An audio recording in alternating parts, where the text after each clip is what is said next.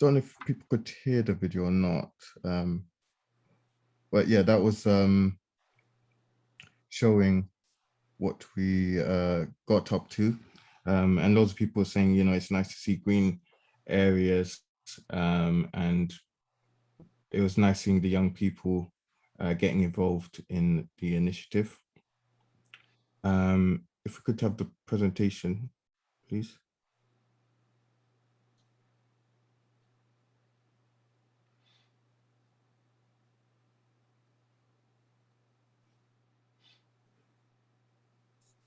Apologies, everyone, that you couldn't hear the video. I'm so sorry.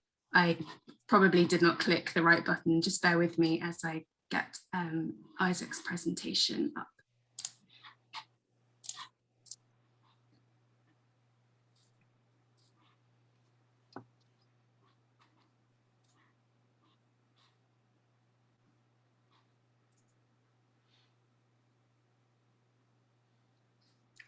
So as mentioned earlier, I'm the president of an organization called Wheels and Wheelchairs, which is a group of us who are rollerbladers, roller skaters, and wheelchair users who go out on a regular basis. And we're lucky to have this activity because it's done outdoors. So we get to see many trees. We meet most weeks in Battersea Park, hoping that the weather's good. Not like this morning, but we usually go out when it's nice and sunny and skatable. And we do this with another group called the Easy Saturday Skate, which is for professionals to beginners. And it's really nice, Battersea Park, because the trees can look quite majestic throughout the year. It's nice to see the different colors in autumn and the green in summer. And we also skate in places like Victoria Park in Hackney, which has a great circular path, which is good for skating, and you see a lot of trees there. A few weeks ago, we went to Burgess Park, which is nice and open with a lovely river. And we have also been doing Sunday skates where we take a route around London and we go through different parks that way as well. And yeah, it's nice seeing nature in this way because you feel free with the speed in the wheelchairs, and it's great being part of a community which is all ages, and you feel like you're like everybody else because everyone has wheels underneath them. So here's a short video of us skating in Battersea Park.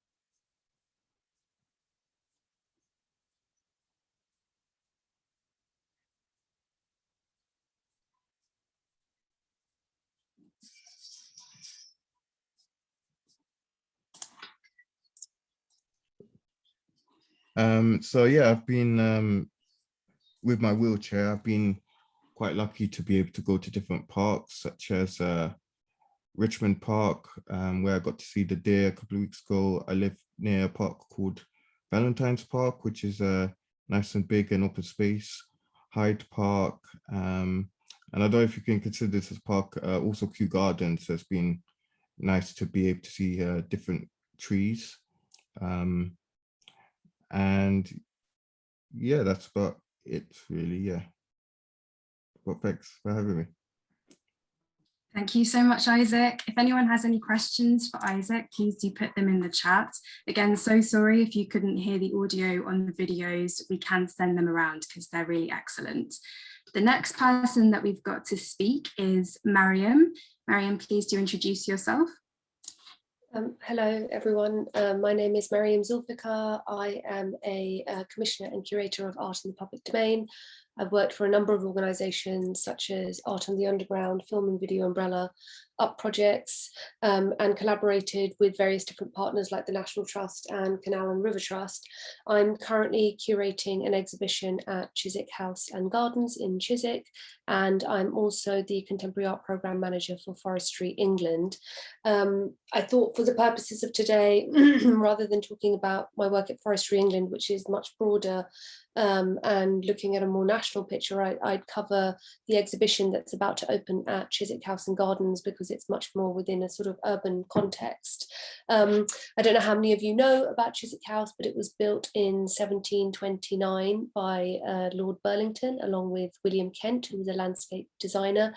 And it's a really fascinating site in terms of both the architecture, but also the way in which the grounds sit and have been manicured to look wild as well as formal, and I thought in the context of the Urban Tree Festival it's actually quite an interesting site to talk about. It sits very much within, you know, an urban city like London. It's in the borough of Hounslow. It's at the far end near Chiswick.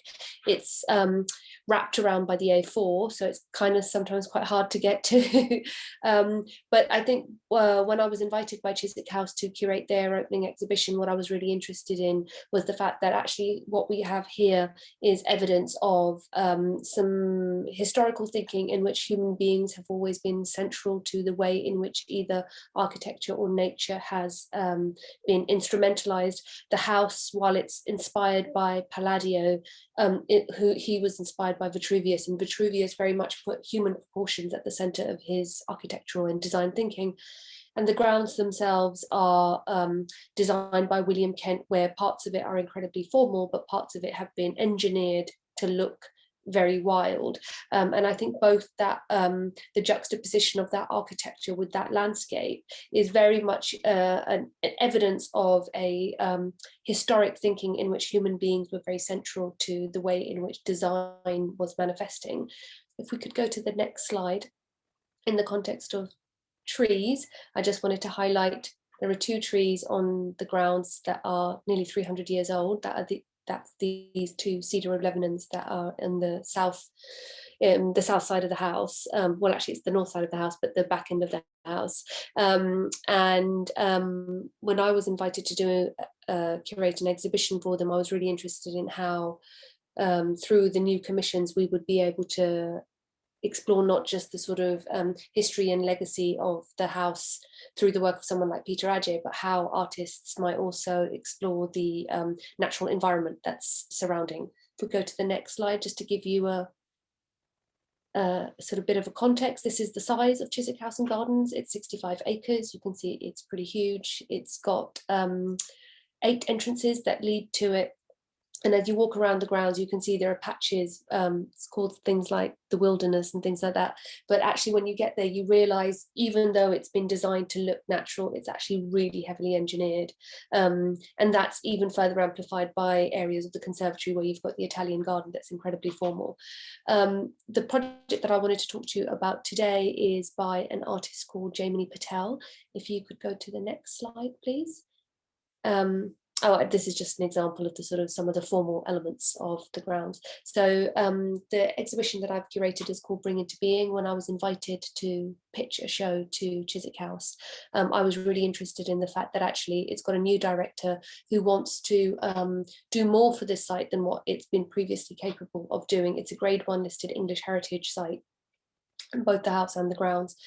And, you know, changing the infrastructure, which I don't want to do, is actually impossible because of its grade 1 listed status. But through programming, we decided that actually the house can and gardens can offer more to its local community to become a much more valued community asset than what it is today. I then extended the invitation out to Peter Ajay, Jamie Patel and Mark Wallinger, saying if we were all embarking on a new future for Chiswick House, what would that future look like? And what project would you propose to bring that future into being? And that was the conversation that we were having. If you go to the next slide, the reason I'm talking about Jamie's project is because Jamie is an artist who works very much with natural materials, and her work manifests either in organic materials or is made out of the residue of previous works that has been made from organic materials. And I was really interested in how somebody like Jamie would approach a commission which wasn't just about putting work in nature, but making work with nature. From January to March, Jamie came to Chiswick House every day. While everybody else was in lockdown, the gardeners still had to work every day at Chiswick House to maintain the grounds. And this is a picture of Jamie sort of rummaging through what are the prunings and cuttings that were taken all through January and March and were building up over time. And she, if we could go to the next slide, please. And she would collect the materials that could be, you know, leaves from trees, leaves from bushes, leaves from the kitchen garden that they have there. These were then put through a very sort of meticulous process as demanded by the conservation at English Heritage of washing the leaves, pressing the leaves, drying the leaves, then freezing the leaves. If you go on to the next slide, I think I've got some of those process images. So this is once the leaves have been washed and pressed, they then go into a Tupperware with some rice and go into the freezer for 3 weeks in order for there to be no organisms that end up inside the house. The next slide, please. And then this is what the leaves look like once they have been frozen and are ready to be lacquered, basically. As you can see, there's a number of different varieties of leaf there, from ivy all the way through to, I think there's some magnolia leaves that are just out of shot. But really the artwork really is evidence of the sort of time period in which Jamie was making the work. A second work is being made, which is the spring summer version as well. If you go to the next slide, please.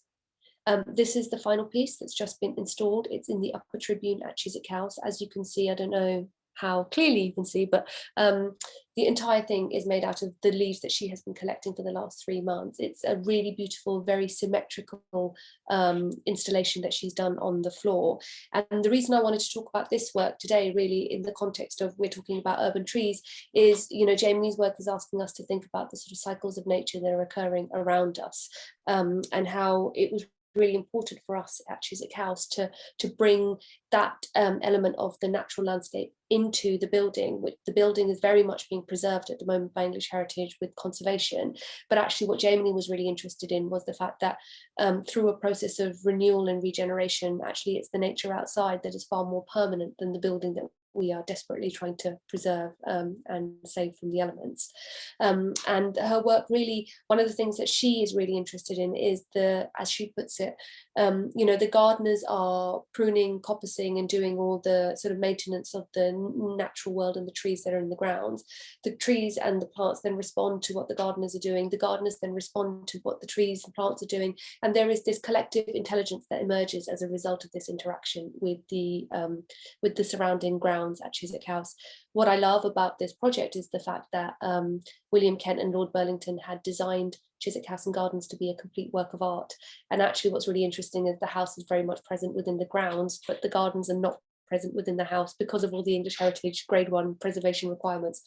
And in many ways, Jamie completes that circle of bringing the gardens then back into the house and having this complete work of art manifest in a completely different way.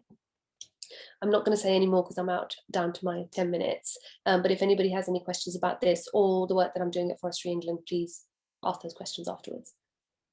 Thank you, Jess. Thanks, Mariam. That was really interesting. Yes, please do put any questions you have in the question box for Mariam later. Next up, we have Mama D. Would you like to introduce yourself?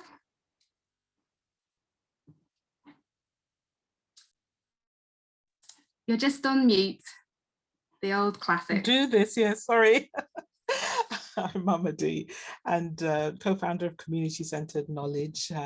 I refer to myself as a plant whisperer for all my interactions with plants over time.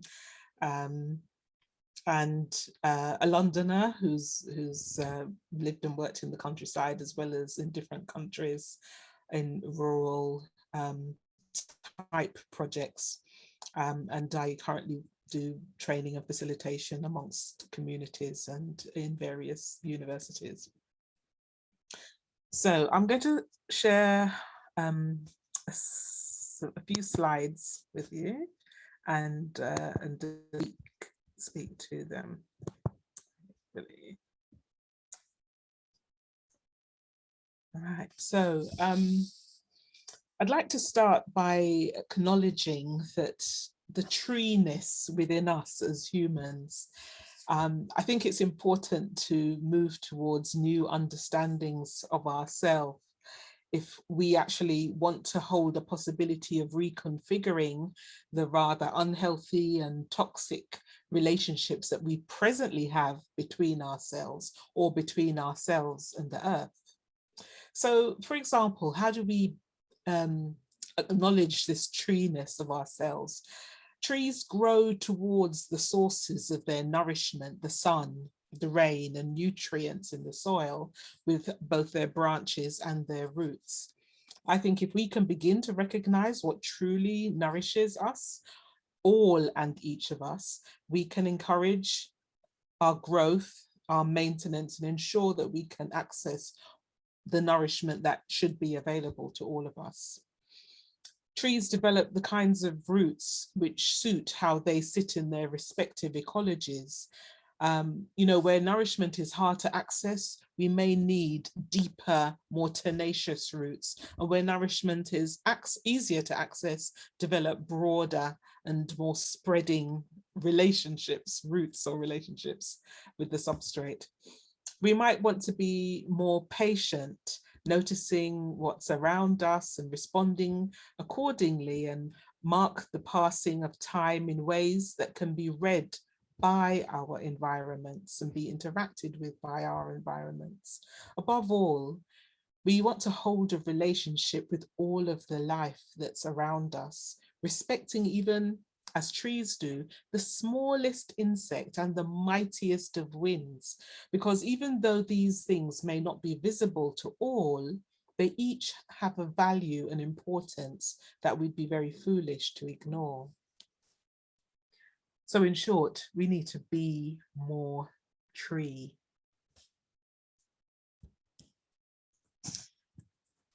We have a way of seeing things from our own perspective, the perspective of our own experience and knowledge, rather than from the recognition that subjective reality may in fact be different from the one that we hold. So this saying here from the Talmud, we see things not as they are, but as we are, is very relevant. But the fact that we do this may be the cause for many of our difficulties. We end up doing things or having relationships, making policies, planning and organizing in ways in which we've always done them, rather than to seek to reflect the realities from different perspectives of those that we share the earth with. We don't draw enough from our diversity. Trees that generally live a lot longer than the majority of us abide by what permaculture has as one of its principles: integrate, don't segregate. Maybe we've got something to learn from trees. There is a modern exhortation to be more inclusive, but I can only understand this as something that has arisen from the recognition that our exclusive and individualistic lifestyles, behavior, and ways of running our lives and the lives of others have brought all of us lots of pain and trauma.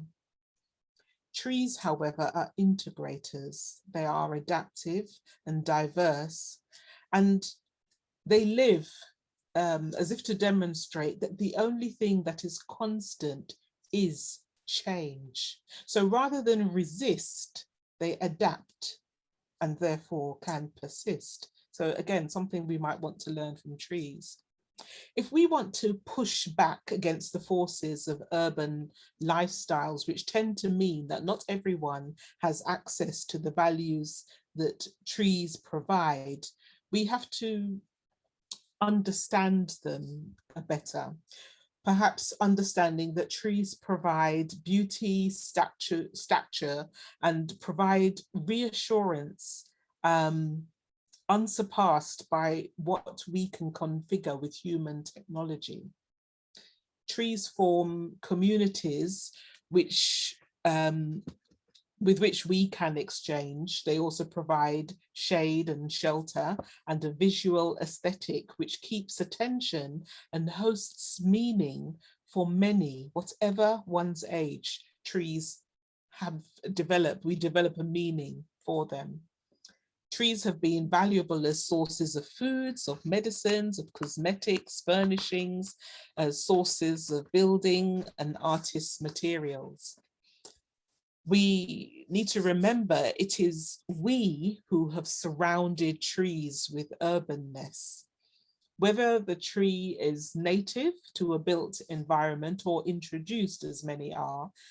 So if we can recognize the value of their being, we can also recognize that that value is for every living thing within our midst. We must understand that trees are elders in the ecologies of life, and good family relationships means that everyone can relate to the elders. Trees have been critically introduced as sources of well-being in hospitals and other locations of mental and physical recovery because of their presence, their very presence. Examples might be Bethlehem in Bromley, Claybury in Hainault, and the orchards in Horton County Park. Orchards have also been really critical for providing tranquility and sanctity for the afflicted, even in prison grounds, which is perhaps, I don't know, but I think it's probably no longer the case. Where the need is the most for trees and what trees bring, such as in prison grounds, in schools and in hospitals, trees are being replaced with iron and concrete structures which sadly don't serve the same purpose. Religious orders such as monasteries used to plant orchards, which were in cases open access or supplied fruit to the poor. London's vagrants and homeless did, and still actually do, find refuge in tree copses and in the fruit that they produce, where they're fruit or nut trees. Trees in parks and gardens provide a sense of the commons, which for most have all but disappeared.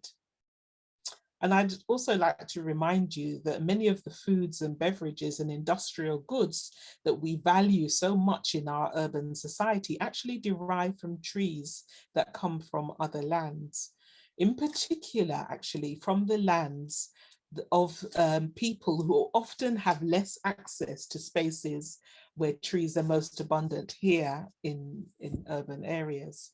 So I'm thinking about trees like avocados, mangoes, plantains, bananas, cocoa, palm oil, shea butter, teak, melina, which is used for paper, and mahogany, which was used for furniture.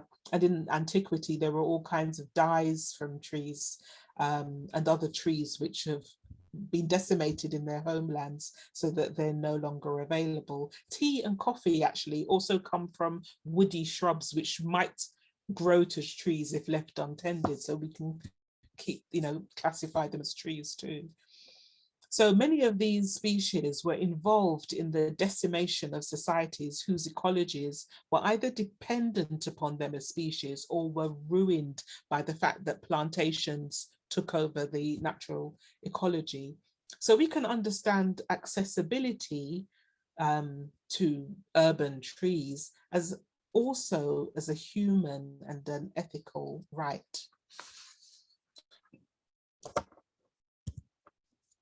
What might we do to restore a more whole and healthy relationship with the trees that have shaped our lives? Each of us needs to be able to acknowledge all of these trees both here and there, because urbanity is made up of our ability to come together, often because of some of the trees that I mentioned.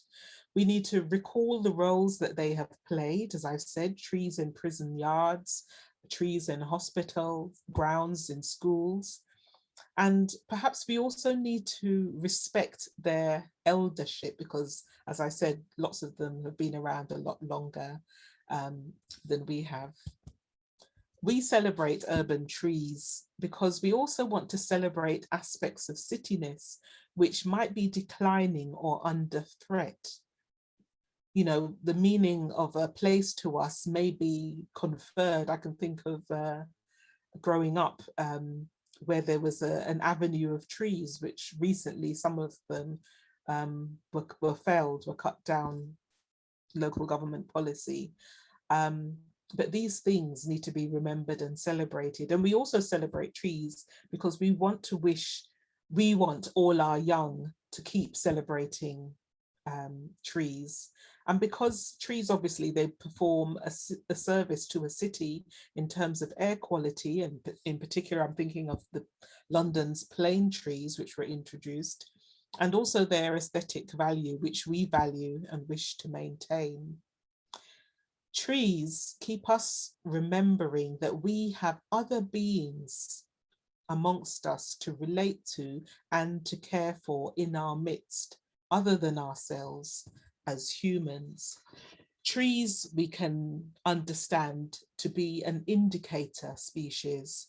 They show us where we're going wrong as humans and remind us that here in our midst, where we are populous as we are in a city and varied as we are in the city, that we do not only have other beings to nourish, relate to and care for, but that to fail to care for and enable full access to these elder beings says something quite grave and disturbing about who we are as humans. So I think the Urban Tree Festival performs a really important role to draw attention again to these indicator species, these indicator beings in our midst, which remind us of deeper values of being human.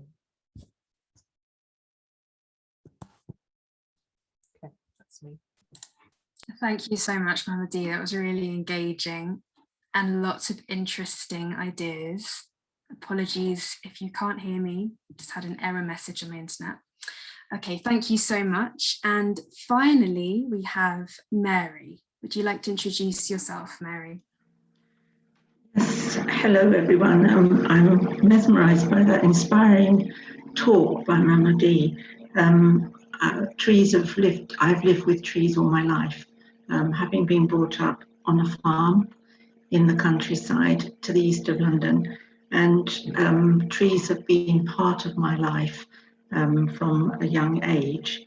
I'm here today because on retirement from a career in education, I became involved with Thames Chase Community Forest. Thames Chase, its strapline is transforming landscapes to transform lives. And that is really the basis of what we do. We actually are here east of London, straddling the M25. We were one of 12 community forests set up across England with the aim to regenerate damaged and spoiled landscapes that were close to large urban conurbations. Thames Chase, as I say, straddles the M25. It serves East London and Southwest Essex and is surrounded by 650,000 population. It incorporates 5 local authorities, and its 40 square miles is what used to be the East London Green Belt. If I could have the next slide, please. In 1990, when the forest was first set up, 16% of the green environment had been lost to gravel extraction, often followed by landfill, uncontrolled, leaving an arid, derelict space. And this was dotted throughout the area of the 40 square miles of Thames Chase. There was also pressure on this area of East London for more housing following the Second World War, and various infrastructure was built up to accommodate the growing population moving to this area. The green spaces that were left were often very poorly managed and coordinated, and we were left at that stage with just 8% tree cover through the 40 square miles.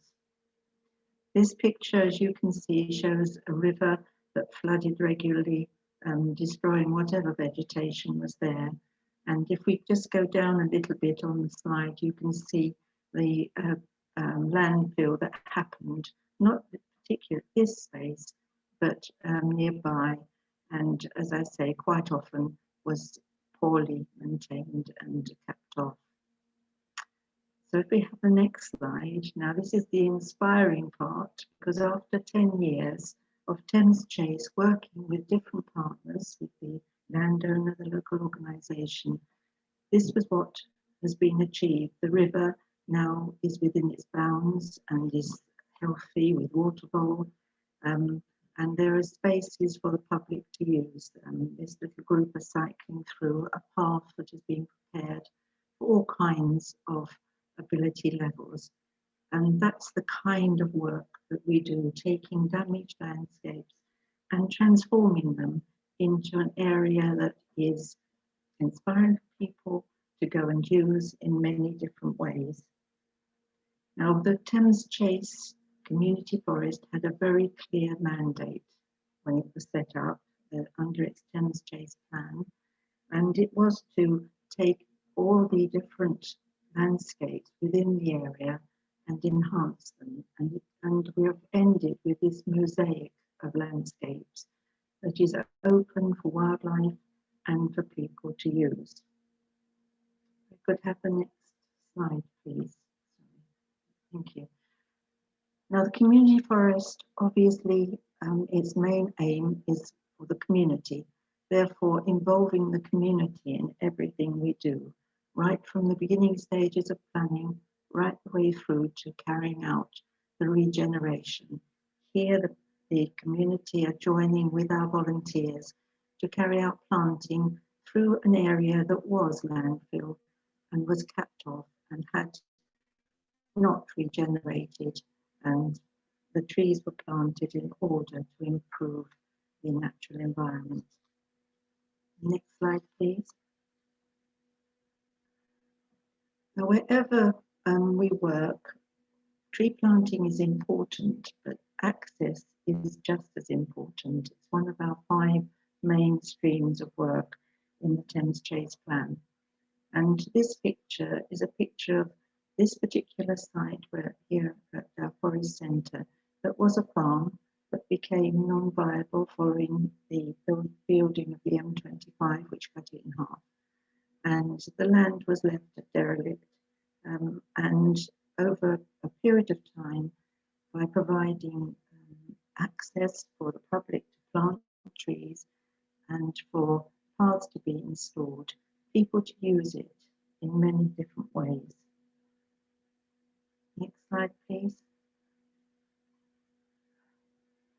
Okay, well, it is important that we work with the community, as I've said. And here at our visitor centre, we have a tree nursery, a community tree nursery, where we entertain the public at all levels to engage with them right from the beginnings of seed gathering and nurturing the seedlings through to saplings ready to go out in the forest. And you can see here that families come along, they work alongside our volunteers who manage the tree nursery. They learn all about composting, they learn about light, water, all the different aspects that are needed in order to nurture trees from their early stages. Thank you. If we could have the next slide, please. Here you will see our volunteers managing the tree nursery. The tree nursery itself is built in such a way that all kinds of ability levels can interact with it. The paths are suitable for wheelchairs, and the raised beds allow the more elderly of us that needs that slightly higher access. And the right-hand picture shows the volunteers having used the tree nursery to nurture a tree that was becoming very difficult to find within the environment, the black poplar. And the volunteers themselves took cuttings from parts of the forest, brought them back to the tree nursery, grew them on, and in the picture that you see, they've taken it out to a historic park where there was a black poplar and it had blown down, and obviously now we are able to replant that black poplar for the community to enjoy. The volunteers also go out and work through the forest. They take the saplings out and plant them, or they help to manage the community forest. And you can see in the bottom corner is a very social time for the groups that go out over lunchtime when they can share stories, etc. But they work extremely hard with the population, with children, with adults, just helping people to understand how important it is to regenerate these spoiled areas in order to bring back that lush landscape that once was. Thank you. If we could have the next slide, please. Now, access, as I said, is important wherever we work, whether it's a small meandering path through the trees, whether it's broad open grass spaces, or a nicely surfaced path that can be accessed by all for wheeled vehicles as well as on foot, and for horse riders. So access is a main element of what we do to make sure that local communities can enjoy and gain the benefit of the green space. Thank you. Sorry, I hadn't finished, sorry. Jess, I wanted the next slide, but I don't know whether you can go back. Here we are. Yes, now, wherever we work, as I've said, access is important. And here we are today with some of the sites that we have worked on and how it's used by the community, whether that's for exercise, leisure, socializing, or just for their own health. These are the priority areas for us. Can we go to the next slide, please?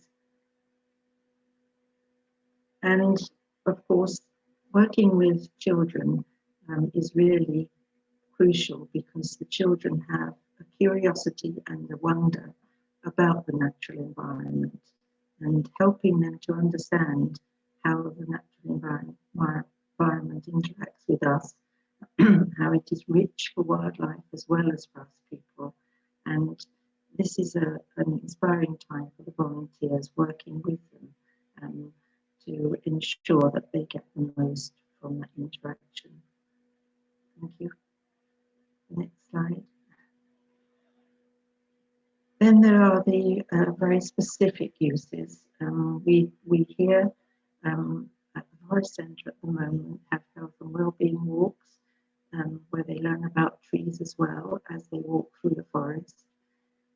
We have cycle hire, and within the cycle hire we have adapted bikes so that regardless of people's needs, there's usually a bicycle that can be used to get them out into the green area to gain the benefit of that interaction. We have a 10K Thames chase every year where runners can enjoy the spaces as well, and families too. And of course, horse riders along the bridle paths, they can use this in safety away from the busy roads that surround us. Thank you. This is our Forest Centre where I am today. It's a historic site. It is an old farm. But here wherever people go around the centre, access is important. So at all levels of ability or age, you can gain access to the buildings. We also have an adapted bathroom and quiet room for people that might need that whilst they're with us. And we have a whole myriad of leaflets about walks that people can take anywhere in the community forest and gain from there information about the environment that's included in the leaflets. So thank you. If we could have the last one. And this is where to find us. Obviously, as we go forward now, we are part of the National Community Forest Network, and by joining together in this way, we are now working with national government over their tree strategy across England. And there is an ambition to plant as many trees as possible. We have planted 18,000 trees this year within the community forest, working with our partners and landowners.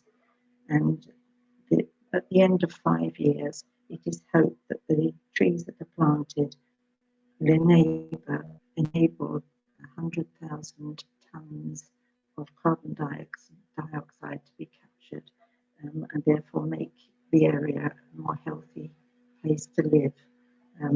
So it is a developing scene for us now that we're coming out of the COVID pandemic and can engage more with the public again. And we hope that we will gain back that title of the lungs of East London, which was given in the early days of the community forest. Thank you.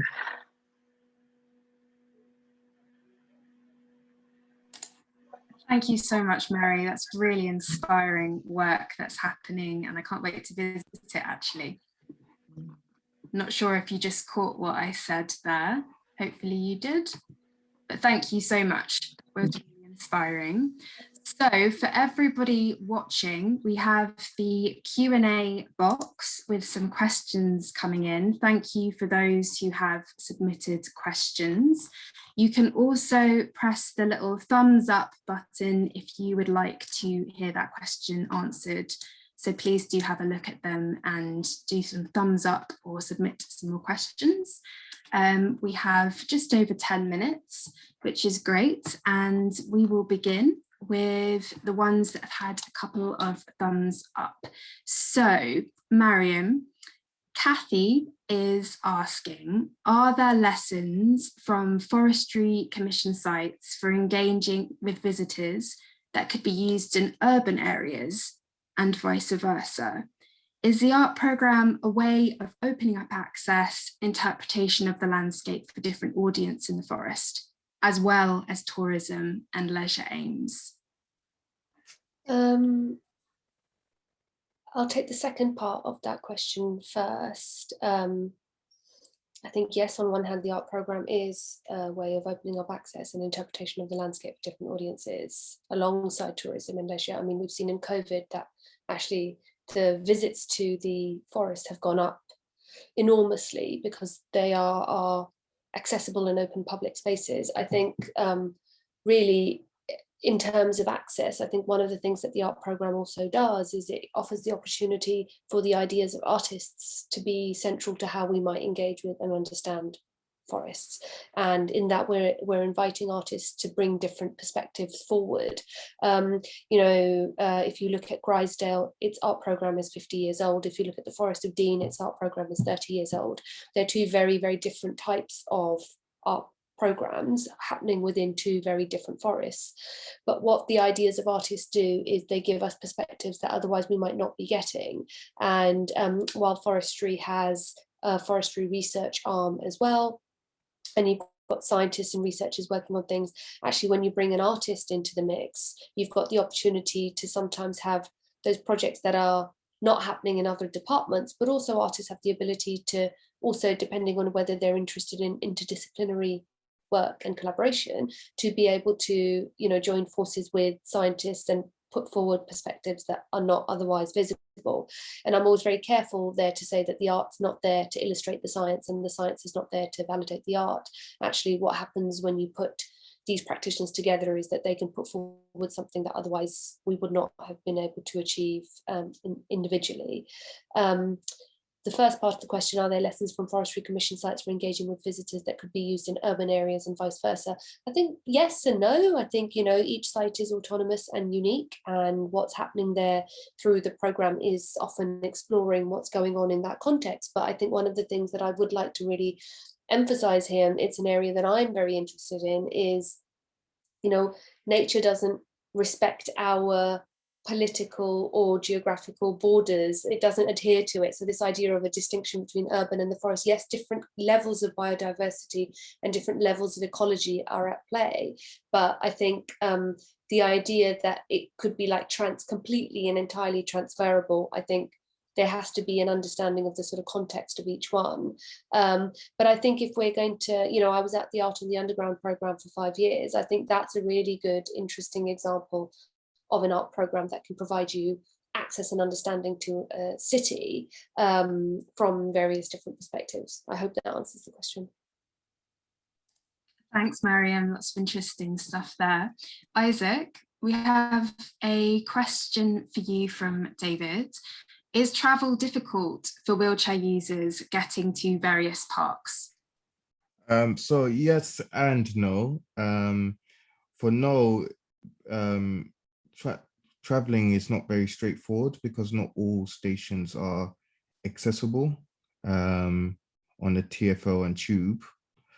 But yes, it is accessible as long as you know the routes that you're taking, which sometimes can take quite a lot of planning, but it can be quite long-winded. For example, when I go to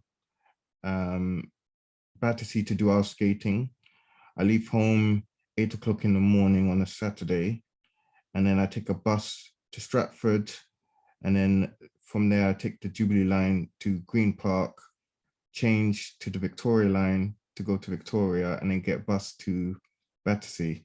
For me, I find that to be simple but long-winded, but for someone who may not know the area, that would be very difficult. But TfL staff are quite good. So I go there independently every week, and they are very helpful, and they call ahead for people to help me with the lifts at stations and to get to A to B. And also all buses have ramps for my wheelchair to get on and off. Isaac. Mary, we have a question to you.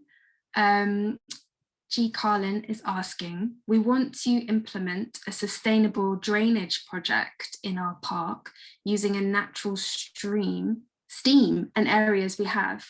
Do you have any advice or can point us to resources to help us do that?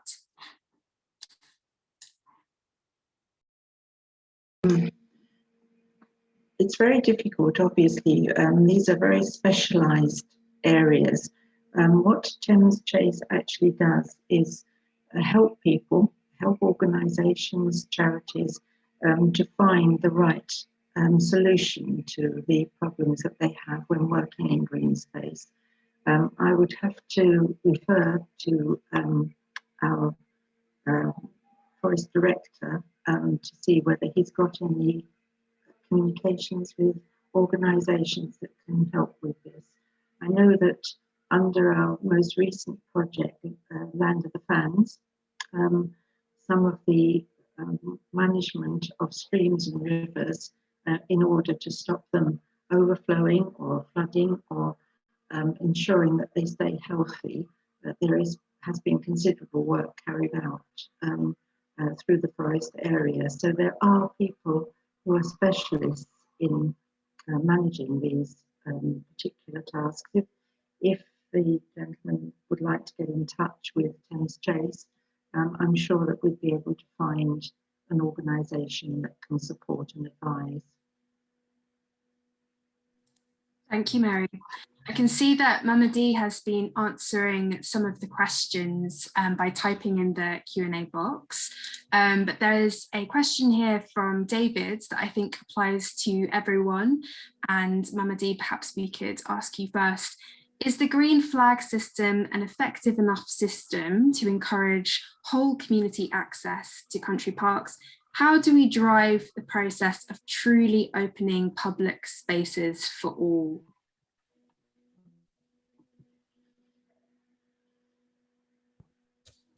I don't know that I'm the best person to ask, but I can certainly give some form of a response. I mean, I think in what I was saying, I think the recognition of people's existing relationships to nature and trees in particular is something that can be encouraged right from school age all the way to eldership.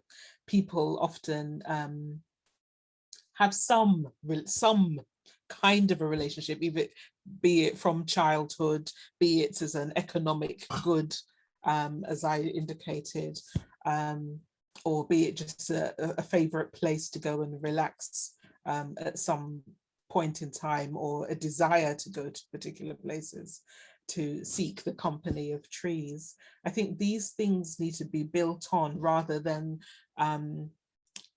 creating things that then one has to work towards outreaching to people and spending a lot of money in getting to people. Rather, start with the people first and work towards, because often there are existing connections. So, I mean, the green flag system is good if people are looking it up and finding it's a good signpost to what to do and where to go to.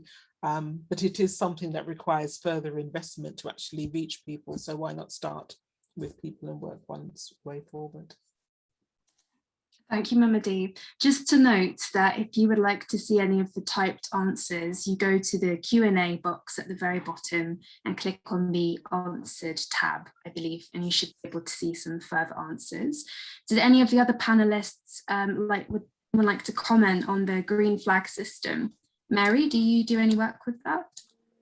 No, we don't. Most of our spaces are rural spaces, type spaces. They're not parkland as such. We class it as countryside. We work closely with Forestry England in the work that they do. And so wherever the derelict land or land that needs regenerating comes up, then obviously our main input is to provide it with an environment that will be open to people, not necessarily by putting in infrastructures, but encouraging the green regeneration. Thank you, Mary.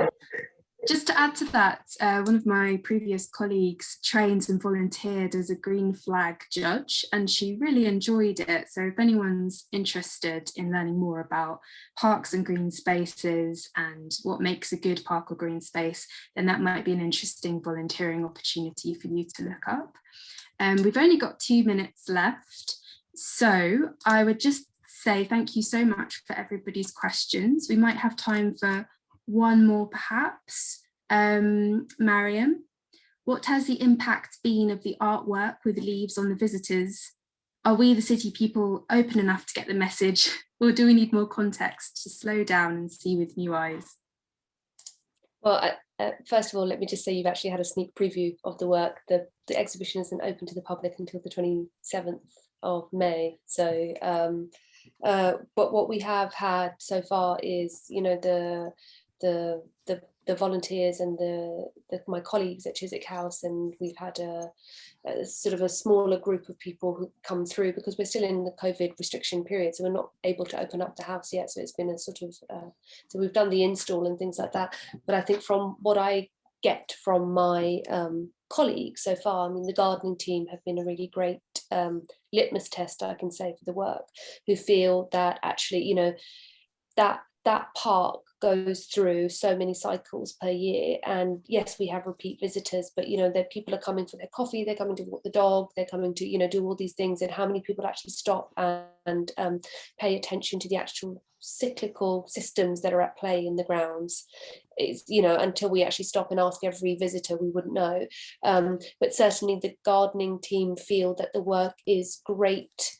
It's a great signpost for the fact that there is a system at play outside this house all year round, and that this work is pointing towards that natural cycle and that system at play. And equally, Mark Wallinger's work, which is going to be out in the grounds, is a human sundial that takes that connection to our, I guess, universe further, in which the human becomes the nomon, which casts the shadow towards what time of day it is. So while we have Jamie's work pointing to the systems in nature, Mark's is pointing to a much wider universal system. And yes, I think people will get it. I think it's the kind of work that once you stop, and it's poignant and it's poetic, and I think if you just allow yourself to stop and stare at it and engage with it, I have absolute confidence that it speaks for itself and that people will get it. Thank you, Mariam. That's a lovely way to finish this webinar, quite inspiring. Thank you so much for all our panelists, and really interesting perspectives, great links, great things to think about. And it is now past, so we're going to wrap up. This webinar will be available to watch again online. It will be posted, and there's a really great mix of engaging workshops and activities happening throughout the festival, so please do check them out on the Urban Tree Festival website. Thank you again, everyone, and have an excellent day.